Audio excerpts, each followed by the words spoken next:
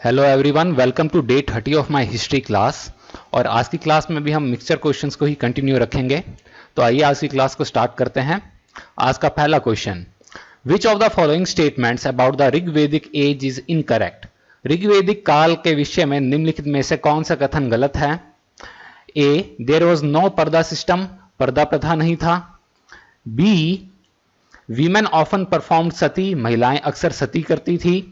C, girls were given in marriage only after puberty, लड़कियों को शादी यौवन आरंभ के बाद की जाती थी।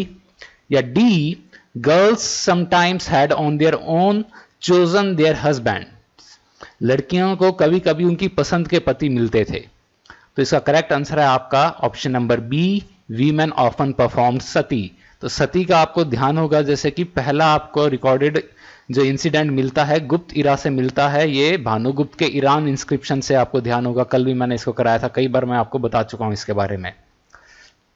तो ये आपका इनकरेक्ट है वैदिक पीरियड के बारे में statement. Next, the national emblem of Italy is, Italy का राष्ट्रीय प्रतीक चिन्ह क्या है। A, eagle.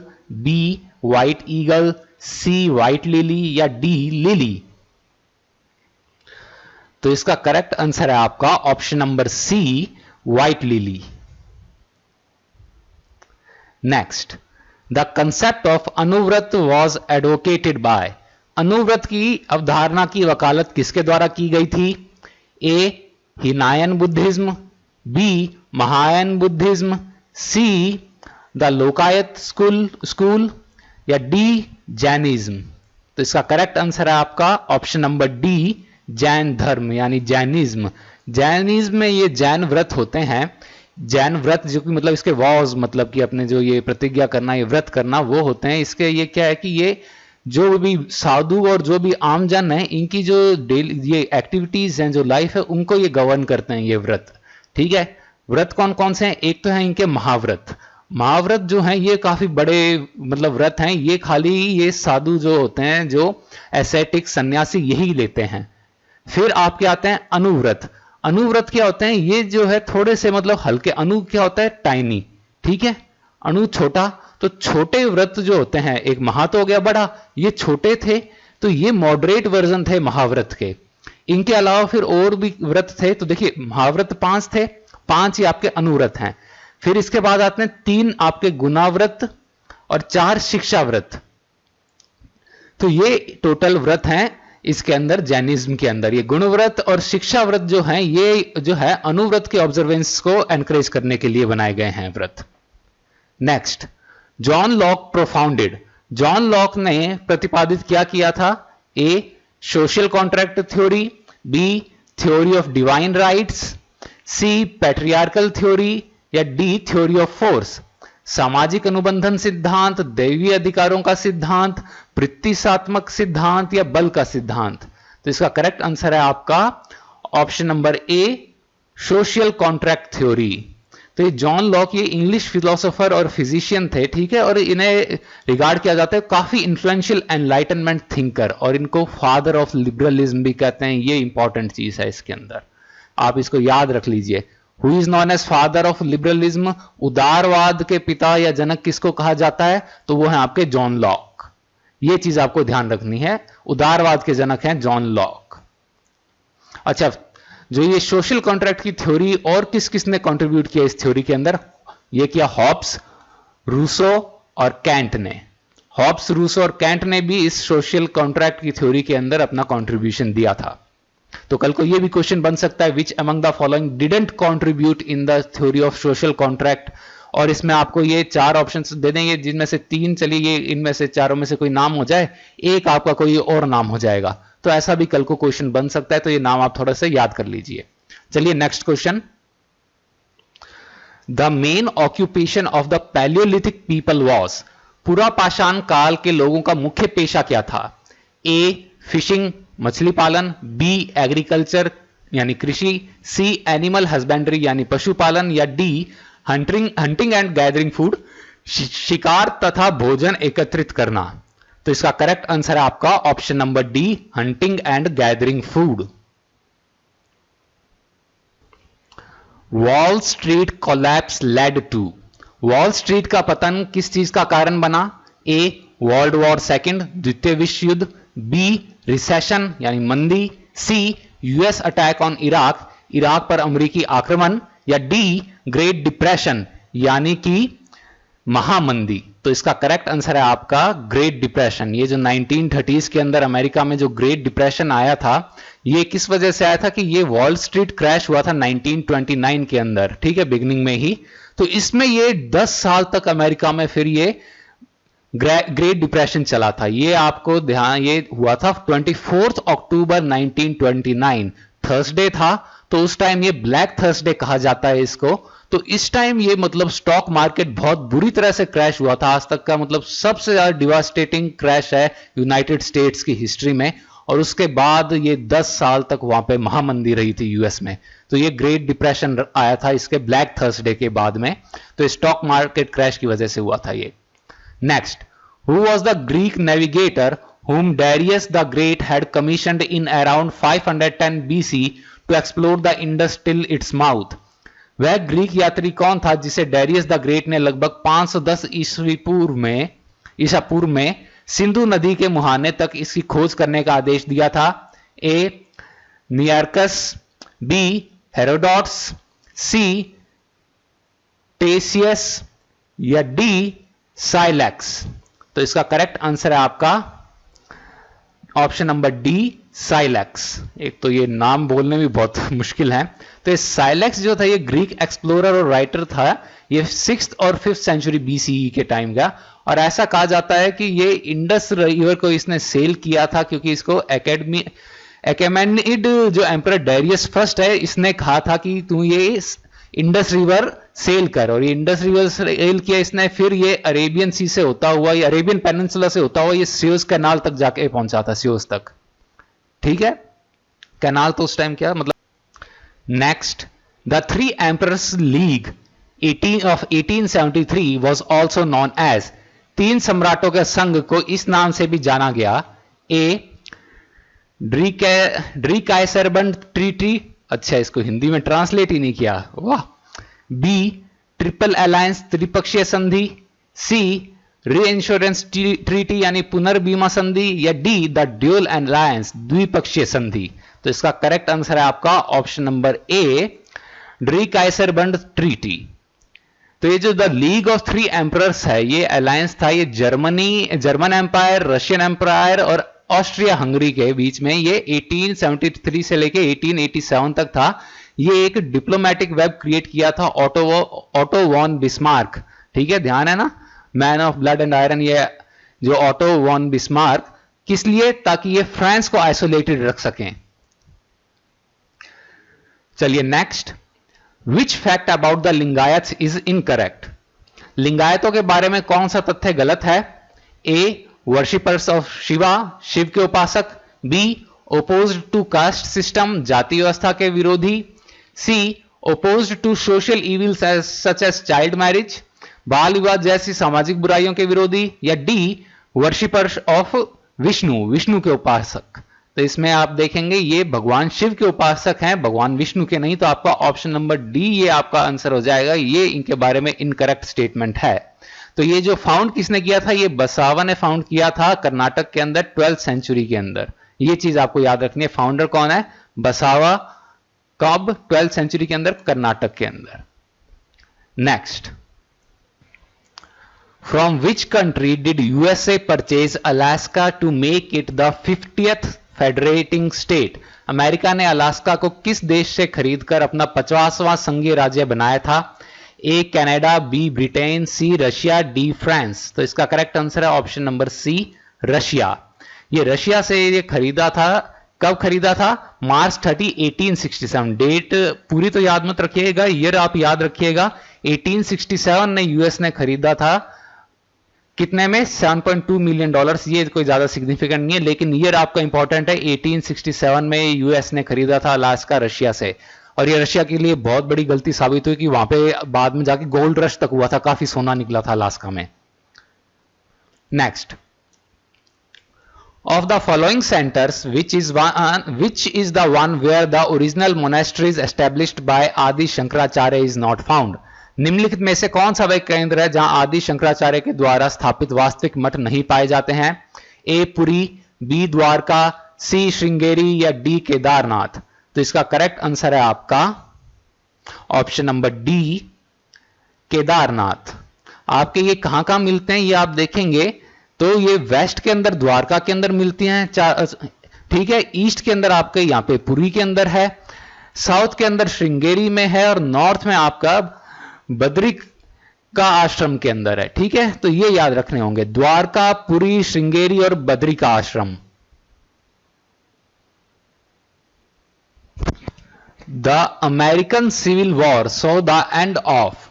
अमेरिकी गृह युद्ध के बाद किसकी समाप्ति हो गई? ए स्लेवरी यानी दास्ता, बी ब्रिटिश रूल यानी ब्रिटिश शासन, सी मोनार्की यानी राजतंत्र या डी अपार्थाइड यानी रंग भेद? तो इसका करेक्ट आंसर है आपका ऑप्शन नंबर ए स्लेवरी। यहां पे स्लेवरी बंद हो गई थी अमेरिकन सिविल वॉर, ये 1861 से लेके 1865 तक हुआ था, ये आपको याद रखने हैं।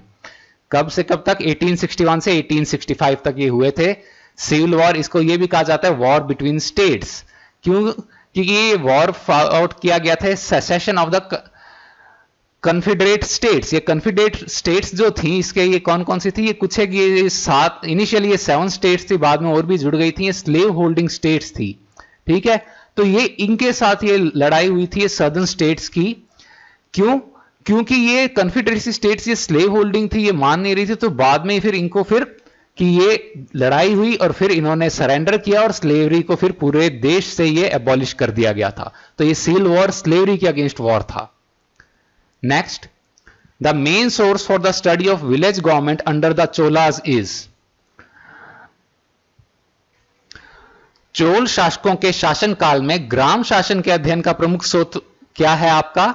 ए Uttaramerur inscription, B Halmidi inscription, C Jatwai inscription या डी चंद्रवल्लो इंस्क्रिप्शन? तो इसका करेक्ट आंसर है आपका option number A Uttaramerur inscription. Next, Pearl Harbor where the American Pacific fleet was stationed was attacked by Japanese इन।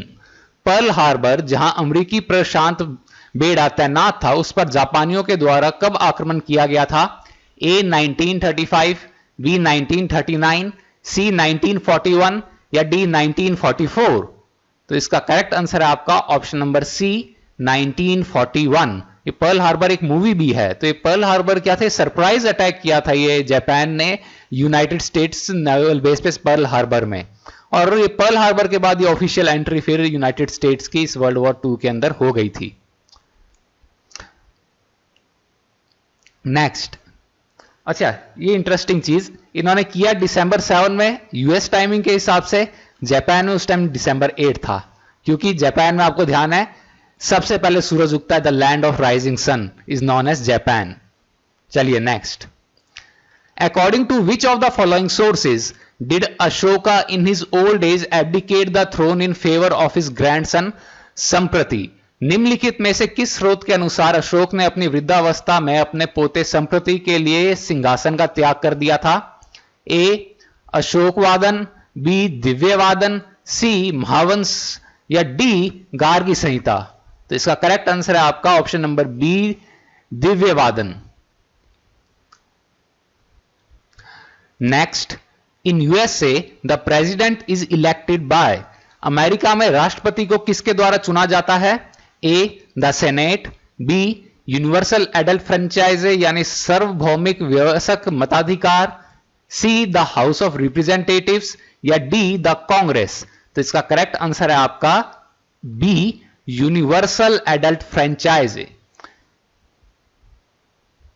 ये क्या होता है इसके अंदर आपका अपने ये प्रेसिडेंशियल सिस्टम के अंदर क्या रहता है कि अपने प्राइम मिनिस्टर के अंदर तो क्या होता है कि ये मेंबर ऑफ पार्लियामेंट चूज करते हैं प्राइम मिनिस्टर को, लेकिन ये जो प्रेसिडेंशियल सिस्टम है इसके अंदर क्या होता है ये डायरेक्टली इलेक्ट होता है वोट्स की काउंटिंग के आधार पे, प्रेसिडेंट सीट्स की काउंटिंग पे, ठीक है। इसमें इसके आपका जो पार्लियामेंट या यूएस के केस में जो कांग्रेस है उसका कोई रोल नहीं है प्रेसिडेंट को इलेक्ट करने के लिए। प्रेसिडेंट इलेक्ट होता है 4 ईयर इसका टर्म होता है और ये खाली 2 बार ही इलेक्ट हो सकता है मैक्सिमम प्रेसिडेंट यूएस का।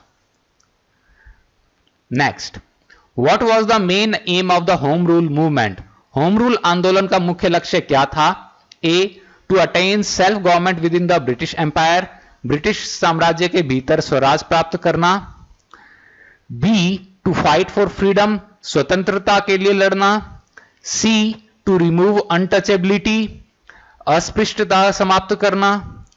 या D to keep Hindus and Muslims united, Hindu तथा मुसलमानों के बीच में एकता बनाए रखना। तो इसका करेक्ट आंसर है आपका to attain self government within the British empire, option number A. Next, who was the chief architect of the world trade center New York? New York स्थित वर्ल्ड ट्रेड सेंटर के मुख्य वास्तुकार कौन थे? A Le Corbusier, B Minoru Yamasaki, C Edward Lutyens, या D Charles Correa. तो इसका correct answer है आपका option number B, Minoru Yamasaki. जो मिनोरू यामासाकी, इन्होंने दो चीजें मेनली डिजाइन की थी, एक तो द ट्विन टावर्स और दूसरी वर्ल्ड ट्रेड सेंटर। ये दो चीजें आपको याद रखनी है। ये ट्विन टावर्स का भी आया तो ये भी मिनोरू यामासाकी ही थे। Next question, who among the following is not associated with the medicine in India? निम्नलिखित में से कौन भारत में औषधियों से संबंधित नहीं है? ए धन्वंतरी, बी सुश्रुत, सी भास्कराचार्य, या डी चरक। तो इसका करेक्ट आंसर है आपके ऑप्शन नंबर सी, भास्कराचार्य, क्योंकि ये आपके मैथमेटिशियन एंड एस्ट्रोनॉमर थे, गुप्त इरा के। That all appointments made by the president and all treaties signed by him must be ratified by the Senate in USA indicates, America में राष्ट्रपति के द्वारा की गई सभी नियुक्तियों एवं उसके द्वारा हस्ताक्षरित सभी संधियों की पुष्टि सीनेट के द्वारा की जाती है। यह क्या दर्शाता है? A theory of separation of powers, शक्तियों के पृथक्करण का सिद्धांत। B theory of checks and balances, नियंत्रण और संतुलन का सिद्धांत। C due process of law, कानून का तय प्रक्रिया। या डी रूल ऑफ लॉ, कानून का शासन। तो इसका करेक्ट आंसर है आपका theory of checks and balances, नियंत्रण और संतुलन का सिद्धांत। क्या ये लेजिस्लेटिव, एग्जीक्यूटिव और ये जुडिशियल ब्रांचेस हैं, ये यूनाइटेड स्टेट्स गवर्नमेंट की, ये सबको अलग अलग रखा गया है ताकि ये अब्यूज ऑफ पावर ना हो। तो ये जो सिस्टम जो कहलाता है, ये system of checks and balances कहलाता है। Next, where were the first headquarters of the Arya Samaj? Arya Samaj के पहले मुख्यालय कहां था? तो A Nashik, B Bombay, C Calcutta, या डी लाहौर। तो इसका करेक्ट आंसर है आपका option number B, Bombay. Arya Samaj का ये पहली यूनिट जो फॉर्मली सेटअप हुई थी 1875 में बॉम्बे में, लेकिन बाद में इसके हेडक्वार्टर्स आपके लाहौर के अंदर एस्टेब्लिश किए गए थे। ठीक है, तो कल क्वेश्चन आया कि बॉम्बे से शिफ्ट कर कहां पे फिर बाद में शिफ्ट किए गए थे, तो आंसर आपका क्या होगा? आंसर होगा आपका Lahore. Next, who was the American leader who led a non-violent movement to obtain full civil rights for American Negroes? वह अमेरिकी नेता कौन थे जिन्होंने अमेरिकी नीग्रो लोगों के लिए पूर्ण नागरिक अधिकारों को प्राप्त करने हेतु एक अहिंसक आंदोलन का नेतृत्व किया था? A Abraham Lincoln, B John F Kennedy, C Martin Luther King, या डी बराक ओबामा। तो इसका करेक्ट आंसर है आपका option number C, Martin Luther King junior. जो ये थे, ये एक African American civil rights activist थे। ठीक है, और ये क्लर्जी मैन थे, और इन्होंने मतलब कि सिविल राइट से, गांधीयन प्रिंसिपल्स से इंस्पायर्ड इन्होंने एक non violent civil disobedience movement lead किया था। तो ये मतलब कि इन्होंने सिविल राइट्स काफी अपने आगे लेके गए थे, गांधी जी से काफी ज्यादा इंस्पायर्ड थे, यहां तक कि ये इंडिया भी आए थे कि ये गांधी जी से इंस्पायर्ड थे, इसलिए कि ताकि देख सकें कि और अच्छे से समझ सकें गांधी जी के सिविल डिसोबीडियंस मूवमेंट को। Next, Ashokan inscriptions were first deciphered by? Ashoka के शिलालेखों का अर्थ सबसे पहले किसने निकाला था? A John Simon, B Robert Sewell, C Buhler, या डी जेम्स प्रिंसेप। तो इसका करेक्ट आंसर है आपका option number D, James Prinsep. जो इंस्क्रिप्शंस थे, ये सेंट्रल और ईस्टर्न पार्ट के जो इंस्क्रिप्शन है वो तो मगधी प्रकृत के अंदर हैं, जिसमें कि ब्रह्मी स्क्रिप्ट यूज ली है, और जो नॉर्थ वेस्ट के जो थे उसके अंदर आपकी प्रकृत जो यूज ली गई है वो खरोष्टी स्क्रिप्ट और ग्रीक एंड अर्मेनिक यूज लेके ली गई है। ठीक है, और ये एडिक्स, ये जैसे कि मैंने बता ही दिया कि सबसे पहले आपके डिसाइफर किए थे जेम्स प्रिंसेप ने, जो कि आर्कियोलॉजिस्ट और हिस्टोरियन थे ब्रिटिश। नेक्स्ट, ये मैंने शायद पहले आपको बताया भी हुई है ये डिटेल्स, आप अगर पुराने वीडियोस देखेंगे तो उसके अंदर ये डिटेल्स मैंने आपको बता भी चुका हूं कि ये कहां पे कौन से आपको स्क्रिप्ट के अंदर कौन से मिले थे।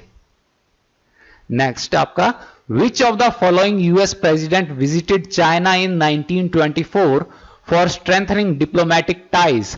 निम्नलिखित में से किस अमेरिकी राष्ट्रपति ने 1972 में कूटनीतिक संबंधों को मजबूत करने के लिए चीन की यात्रा की थी? A Richard Nixon, B George Bush senior, C D Eisenhower या डी जे एफ कैनेडी। तो इसका करेक्ट आंसर है आपका option number A Richard Nixon. Richard Nixon ने ये की थी आपके 1972 के अंदर। Richard Nixon was the 37th president of United States. ये 1969 से लेकर 1974 तक ये रहे थे, और ये चाइना जब एस्टेब्लिश हुआ था 1949 में, तो उसके बाद पहले मतलब यूनाइटेड स्टेट्स के प्रेसिडेंट बने जो कि वहां पे गए।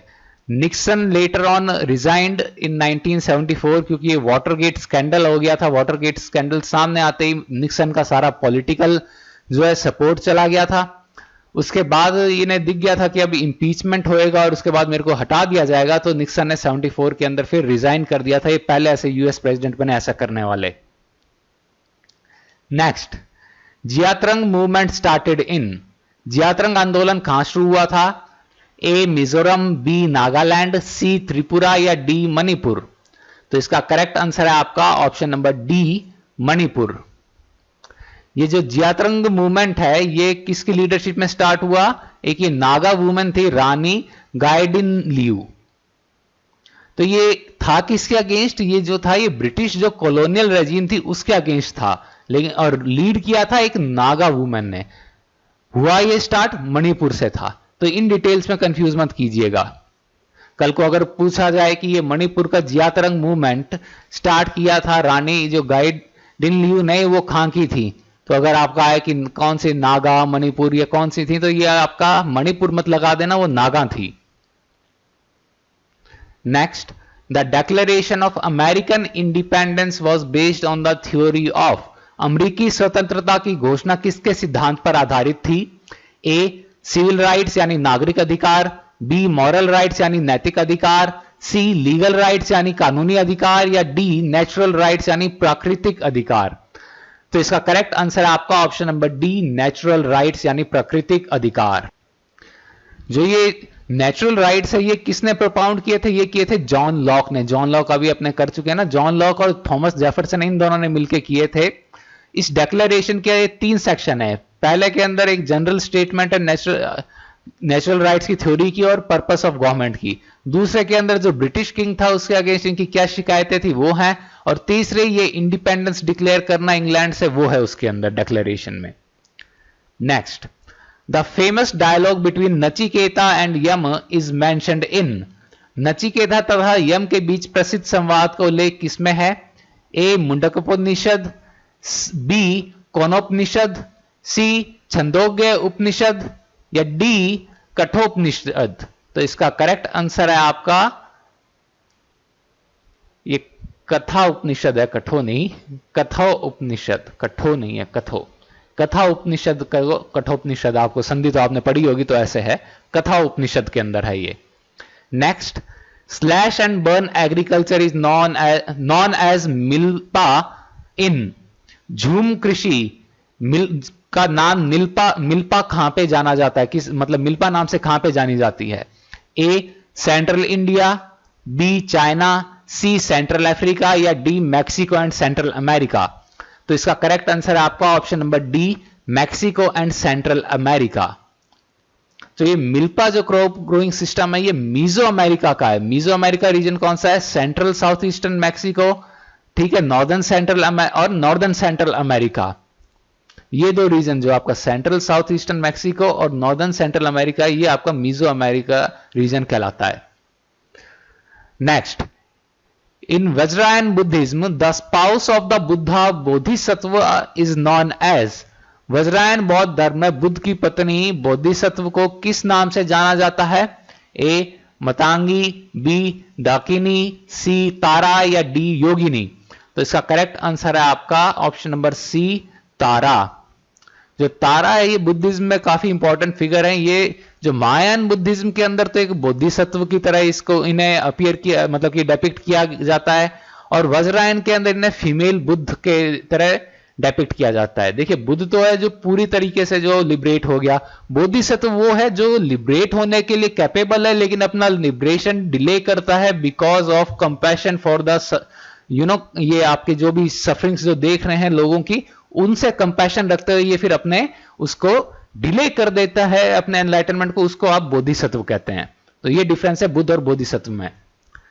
Next, which US president announced the New Deal for economic recovery in the aftermath of the Great Depression? महामंदी के बाद आर्थिक पुनर्बहाली के लिए किस अमेरिकी राष्ट्रपति ने न्यू डील की घोषणा की थी? A Abraham Lincoln, B Benjamin Franklin, C Roosevelt या डी जॉन एफ कैनेडी। तो इसका करेक्ट आंसर है आपका फ्रैंकलिन डी रूजवेल्ट। ठीक है, ये न्यू डील आपके जो एनेक्ट ये की गई थी ये 1933 के अंदर, ये आपके फ्रैंकलिन डी रूजवेल्ट ने की थी। ये किस लिए की थी? ये आपके ग्रेट डिप्रेशन से डील करने। एक चीज ध्यान रखना, खाली रूजवेल्ट याद मत करना, ठीक है ना।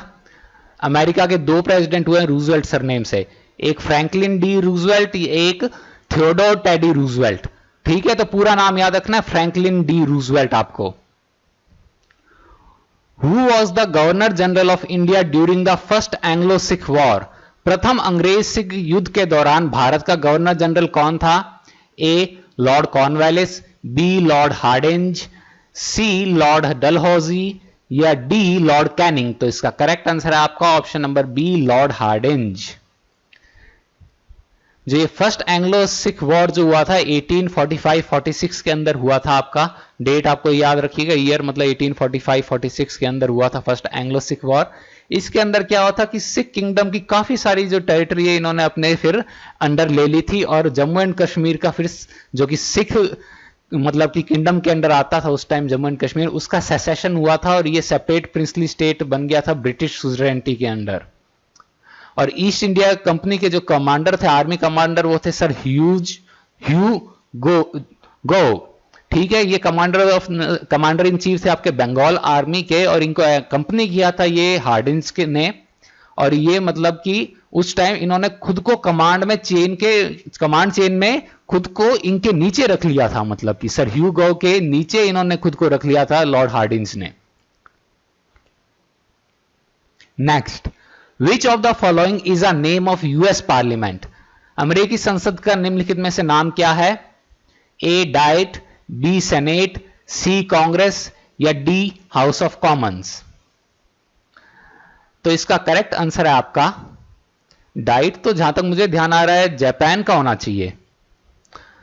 उसका पार्लियामेंट का नाम है यूएस का, वो है कांग्रेस। और कांग्रेस के दो हाउसेज हैं, लोअर हाउस है आपका house of Commons, upper house है आपका senate.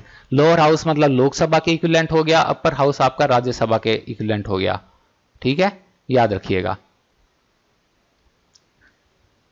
O sorry, house of Commons नहीं, हाउस ऑफ रिप्रेजेंटेटिव्स है। हाउस ऑफ कॉमन्स तो आपका वहां पे है, वो आपके इंग्लैंड के अंदर, ब्रिटेन के अंदर हाउस ऑफ कॉमन्स और हाउस ऑफ लॉर्ड्स। ये हाउस ऑफ रिप्रेजेंटेटिव्स और हाउस ऑफ और सेनेट, वहां पे House of Commons and House of Lords. मैं कंफ्यूज कर गया था, सॉरी।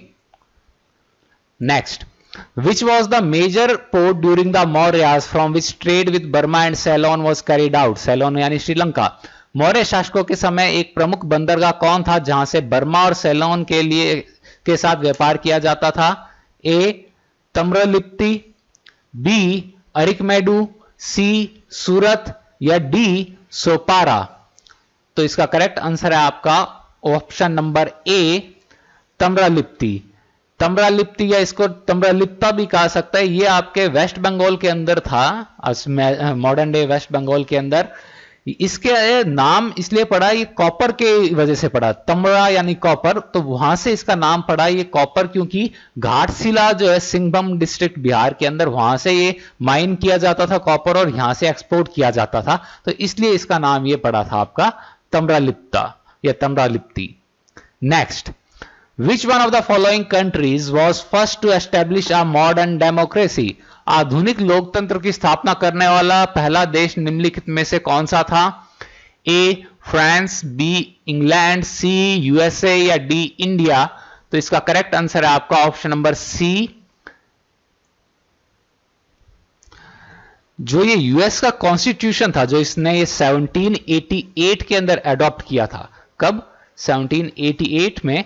तो ये आपको एक ब्लूप्रिंट, फॉर्मल ब्लूप्रिंट दे देता है मॉडर्न डेमोक्रेसी का। तो इसलिए ये कहा जा सकता है कि अमेरिका ने मॉडर्न डेमोक्रेसी सबसे पहले आपके एस्टेब्लिश की थी।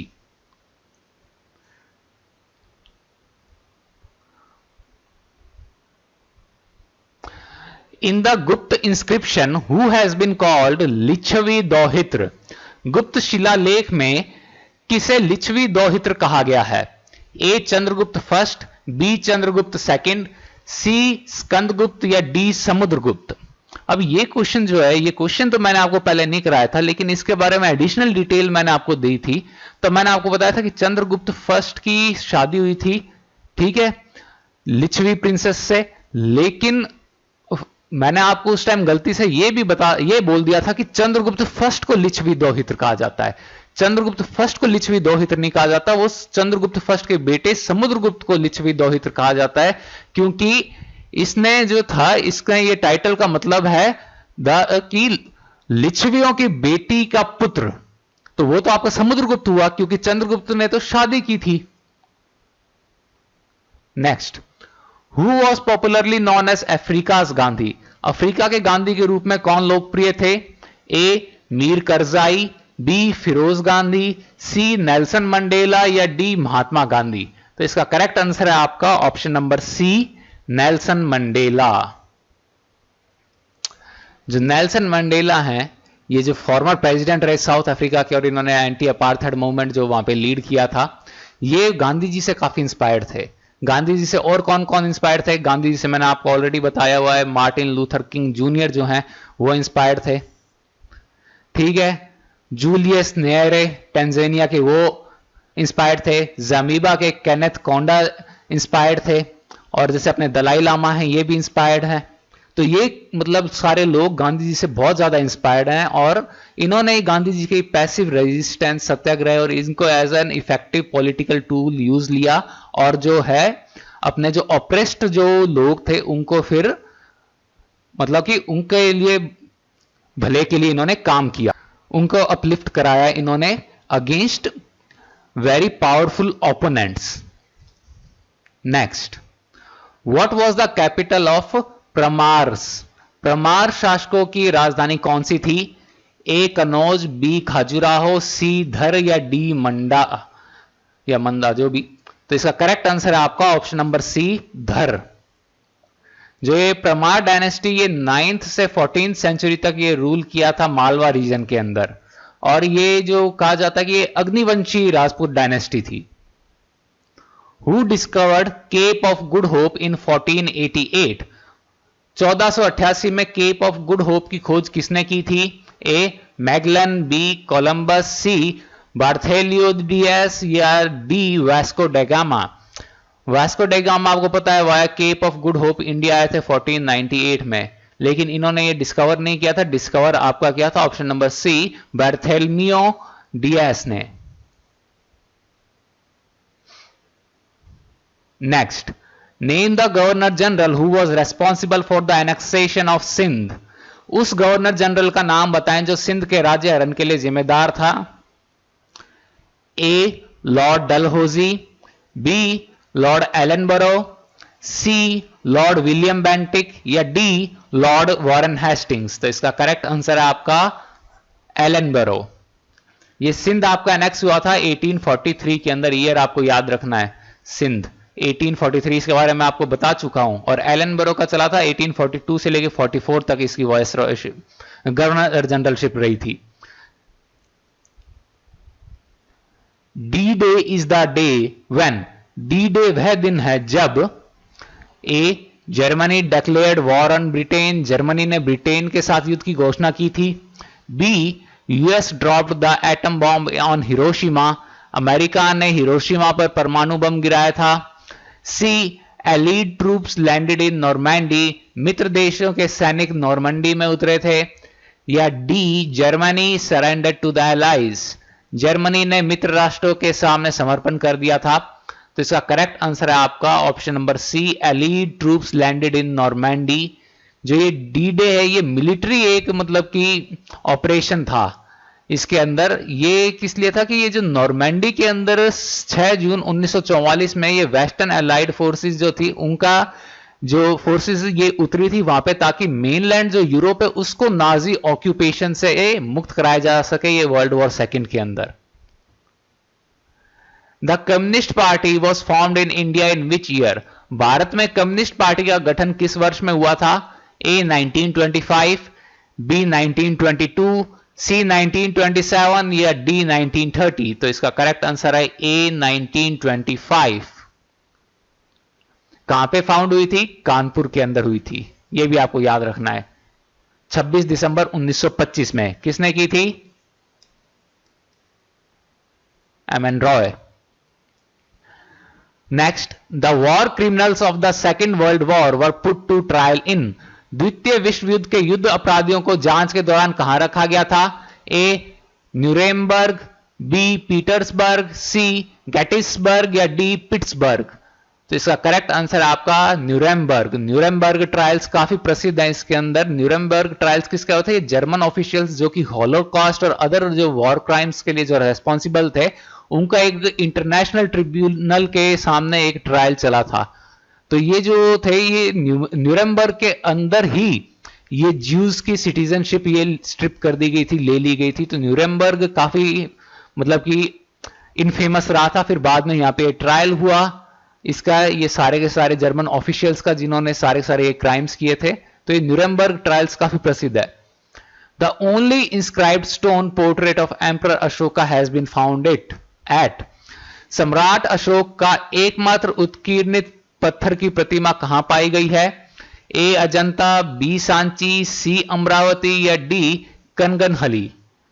तो इसका करेक्ट आंसर है आपका option number D Kanaganahalli. Next, the first atom bomb was dropped on Hiroshima on, पहला परमाणु बम हिरोशिमा पर कब गिराया गया था? ए अगस्त 6, 1945, बी अगस्त 9, 1945, सी अगस्त 9, 1946 या डी अगस्त 6, 1942। तो इसका करेक्ट आंसर है आपका अगस्त 6, 1945। यह था लिटिल बॉय। और अगस्त 9, 1945 को यहां पे नागासाकी पे गिराया गया था, यह था आपका फैट मैन। तो इसके बाद फिर जापान ने सरेंडर कर दिया था सेकेंड वर्ल्ड वॉर में। The painting of Bodhisattva Padmapani is one of the most famous and often illustrated paintings at, Bodhisattva Padmapani का चित्र सर्वाधिक प्रसिद्ध तथा बहुधा बनाया गया चित्र है कहां पे? ए बादामी, बी एलोरा, सी बाग या डी अजंता। तो करेक्ट आंसर है आपका Ajanta. Next, during 18th century, who among the following philosophers said these famous words? Man is born free but is everywhere in chains. 18वीं सदी के दौरान निम्नलिखित में से किस दार्शनिक ने यह प्रसिद्ध शब्द कहे थे? मनुष्य स्वतंत्र जन्म लेता है लेकिन हर जगह बेड़ियों में जकड़ा होता है। A Voltaire, B Jacques Derrida, C Jean Jacques Rousseau या डी मोंटेस्क। तो इसका करेक्ट आंसर है आपका option number C Rousseau. Rousseau ने आपको ध्यान है कौन सी बुक लिखी थी? The social contract.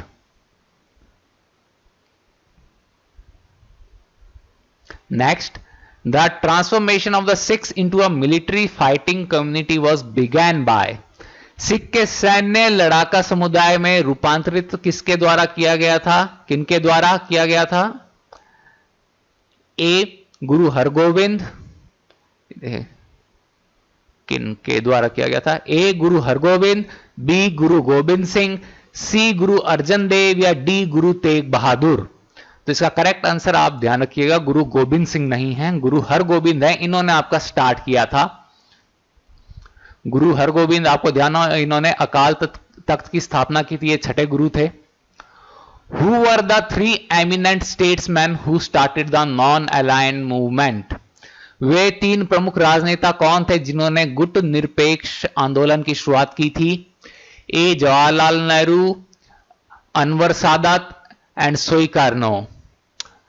B Jawaharlal Nehru, Chou Enlai या सुकार्नो।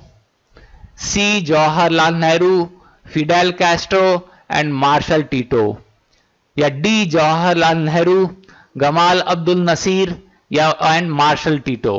तो इसका करेक्ट आंसर आपका option number D, Jawaharlal Nehru, Gamal Abdul Nasser और मार्शल टीटो।